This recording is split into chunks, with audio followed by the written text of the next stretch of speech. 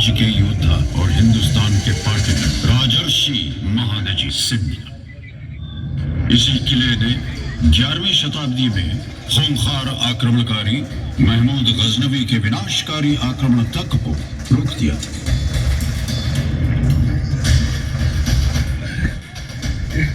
किला है या पहाड़ है? ये तो बिल्कुल नामुमकिन है।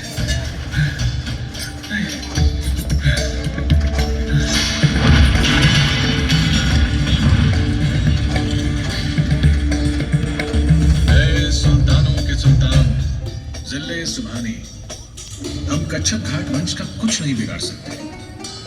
ये ग्वालियर का किला नाकाबिले तस्खीर है। संगलाक किला संगीन चट्टानों से घिरा हुआ है हुजूर। हमारे बेहतरीन से बेहतरीन कमांडरबाज भी इसकी दीवारों पर चढ़ने पर नाकाम रहे हैं। तुम उसके सामने अपनी शिकस्त का इकबाल करने की गुस्ताखी कर रहे हो, जिसने सारे हिंदुस्तान को तहस नहस करके रख दिया है। जाओ, कहीं न कहीं इसकी किलाबंदी में कमजोरी की दरार जरूर होगी। जाओ, पता करो और किले पर हमला बोलो। महमूद गजनवी के सिपाहियों ने लाख कोशिशें की, लेकिन हर बार नाकाम रहे। 4 दिन किले के इर्द गिर्द डेरा डालने के बाद भी कुछ हासिल नहीं हुआ। झुंझलाए हुए महमूद गजनवी को पहली बार अपनी फौज को वापस लौटने का हुक्म देना पड़ा।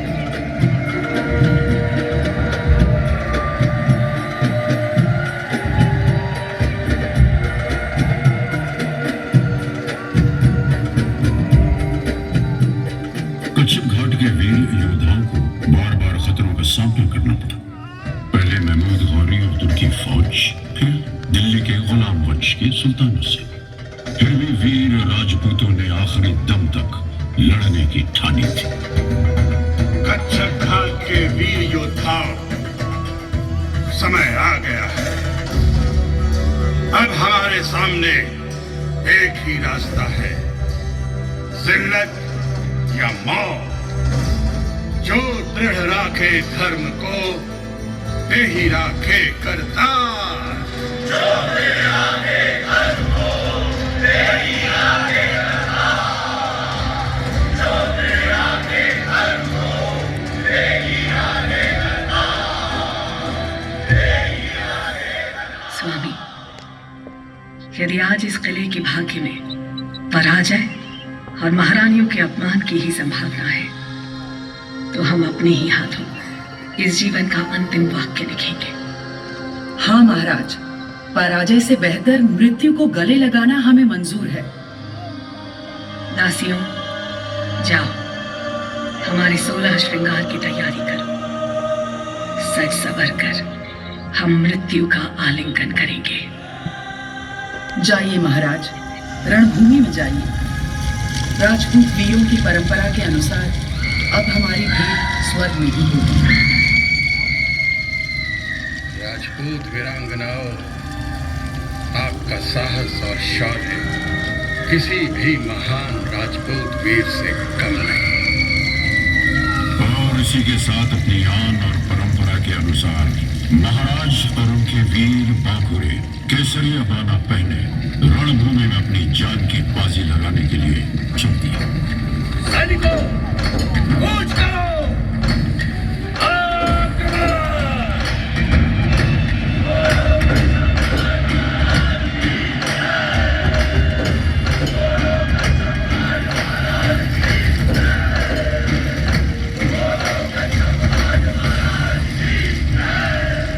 दिल्ली में तख्त ताज पलटते थे तो असर ग्वालियर पर भी पड़ता था। ग्वालियर किला दिल्ली की खिलजी वंश और फिर तुगलक वंश के हाथ आया। तुगलक द्वारा वीर सिंह तोमर किले का राज प्रमुख नियुक्त किया गया। वीर सिंह ने शीघ्र ही अपनी स्वतंत्रता की घोषणा करके तोमर वंश की सत्ता की स्थापना की। तोमर वंश ने ग्वालियर पर लगभग 200 सालों तक राज किया। जब सन 1450 में महाराज डुगरेंद्र सिंह का राज तिलक हुआ तोमर वंश इस राज्य क्षेत्र में महत्वपूर्ण राज शक्ति बन गया था। 1486 में तख्त पर एक राजा बैठे। उनमें एक महान शासक के सभी गुण थे। महाराज दक्ष शासक थे तो निपुण राजनीतिज्ञ भी। सहनशीलता और जोड़ तोड़ की नीति में उनकी मिसाल नहीं थी। महाराज कल्पनाशील भी थे और कला के परम उपासक और संरक्षक भी। ये सब तो उनमें था ही। बड़े रंगीन मिजाज और परम प्रेमी भी थे। मान सिंह था उनका नाम। उन्होंने अपने सपनों का साकार महल बनवाया और नाम रखा मान मंदिर।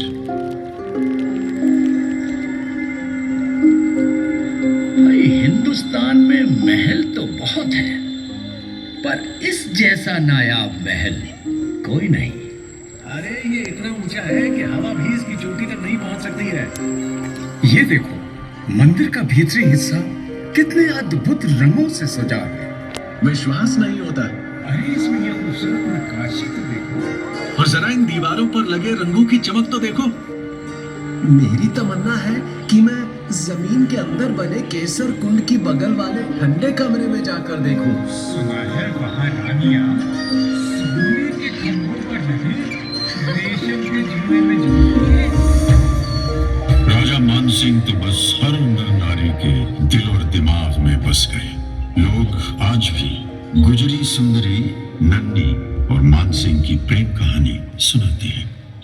एक बार जब राजा शिकार पर निकले तो उन्होंने खूंखार जंगली भैंसे से मुठभेड़ करते हुए एक लड़की को देखा। हे भगवान, ये कौन लड़की है जो देवी की तरह भाले चला रही है? वाह, कमाल हो गया। देखो देखो देखो, क्या भाला चला है। अरे वाह, क्या बात है। कितनी ताकत है इसमें, कितना कमाल कर दिया इस लड़की ने। अरे चुप करो, महाराज आ रहे हैं। वाह, शाबाश। इस लड़की को हमारे पास लाया जाए। बहादुर और सुंदर लड़की, तुम्हारा नाम क्या है? मेरा नाम नन्ही है महाराज। लड़की, अदब से सिर झुका। तू महाराज से बात कर रही है। इसे ऐसे ही रहने दो। लड़की, तुम बहुत सुंदर हो। तुम्हारे लिए ये नन्ही नाम ठीक नहीं है। मैं तुम्हारा नाम मृगनयनी नहीं रखता। हिरनी सी आंखों वाली लड़की। हम तुम्हारी वीरता से अत्यंत प्रभावित हुए हैं और तुमसे विवाह करना चाहते हैं। ब्याह के लाने मेरी कछु शर्तें हैं। महाराज नहीं न जानी, इनके सामने नजरें झुका के आदर से बात कर। शांत, आप बीच में मत बोलिए। हाँ, हम तुम्हारी शर्तें सुनना चाहेंगे। बताओ। महाराज, पहली शर्त, मैं न तो पर्दा में रहूंगी और ना ही एक ही महल में दूसरी रानिन के संग। ठीक है। दूसरी शर्त, हमारी साख नदी ही हमारी शक्ति को कारण है। यो नदी को पानी भी हमें ग्वालियर में चाहिए होगो। तीसरी शर्त, मैं हमेशा आपके साथ ही साथ रहूंगी और हर जगह आपके साथ ही चलूंगी, चाहे युद्ध ही क्यों ना हो। आप जहां जहां जाओ, मैं भी संग ही रहूंगी। मंजूर। राजा मान सिंह ने नन्ही की सारी शर्तों को मानते हुए उसे नए नाम से रानी मृगनयनी घोषित किया।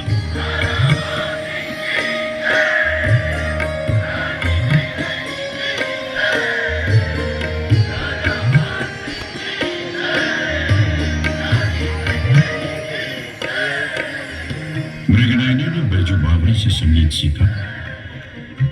दोनों संगीत के दीवाने थे। सुरों की डोरियों ने महाराज मान सिंह और सलोनी गुर्जरी को आपस में ऐसा बांधा कि बस वे बंधते ही चले गए।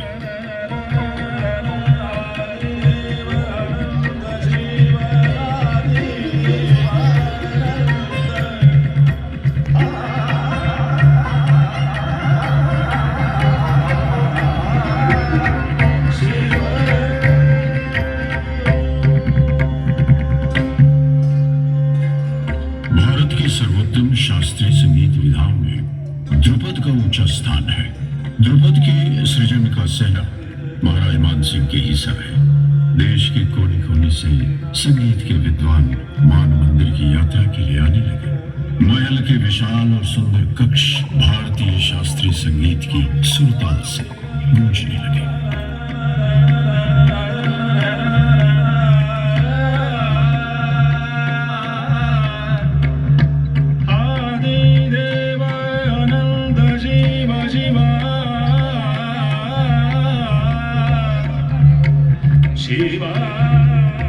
सुर सरिता का अनंत प्रवाह चलता रहता, शायद ऐसे ही, पर महाराजा मान सिंह का स्वर्गवास हो गया। उसके बाद शीघ्र ही तोमर वंश के बुरे दिन आ गए। दिल्ली के इब्राहिम लोदी ने ग्वालियर किले के गिर्द घेरा डाल दिया। इस तरह पूरे 2 वर्ष गुजरे। 2 साल बीत गए हैं। रसद भी खत्म होने की कगार पर है। एक समय यहाँ की आबो हवा संगीत और कला से सराबोर थी। अब ये आलम है कि तोप के गोलों की गूंज और तलवारों की खनकार में मौत के खौफ तले सब कुछ दब गया है।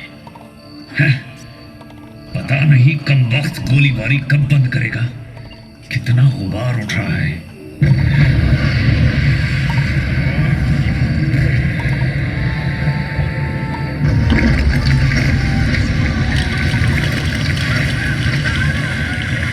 आखिर किले के नीचे एक सुरंग को बारूद से उड़ाकर लोधी सेनाओं ने राजपूतों का सुरक्षा चक्र तोड़ दिया।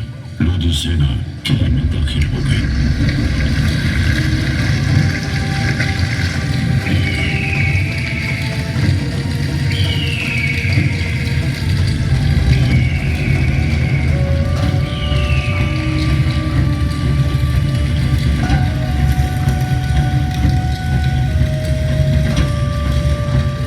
उधर प्रथम मुगल सम्राट बाबर ने भारत पर हमला कर दिया था। बाबर ने पानीपत के मैदान में लोधी सेना को शिकस्त दी, फिर आगे बढ़ा और ग्वालियर के किले को फतेह किया।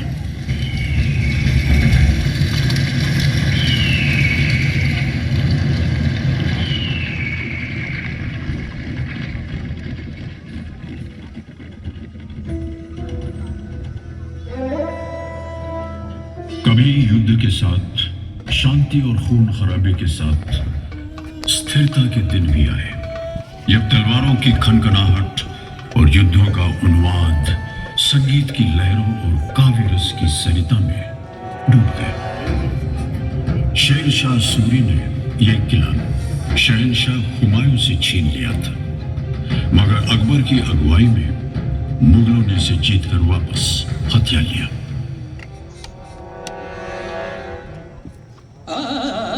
मुगलिया काल में बेहट में विलक्षण प्रतिभा के एक बालक ने जन्म लिया, जिनका नाम था रामतनु पांडे, जो बाद में मियां तानसेन के नाम से प्रसिद्ध हुए।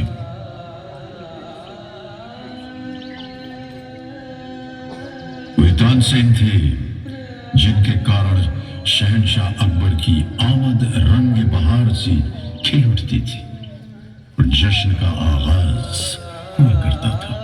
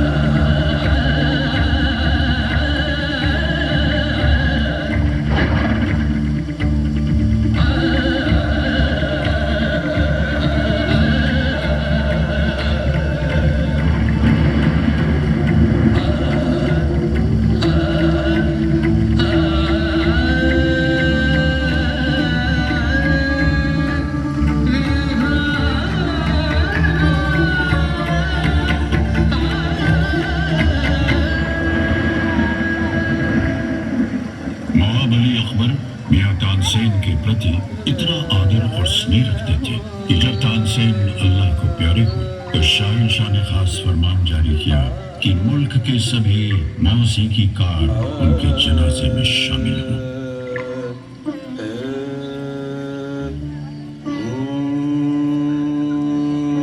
ग्वालियर जब शहंशाह अकबर की सल्तनत का हिस्सा बना उस दौरान इस किले को एक विशाल कैद खाने के रूप में तब्दील कर दिया गया था।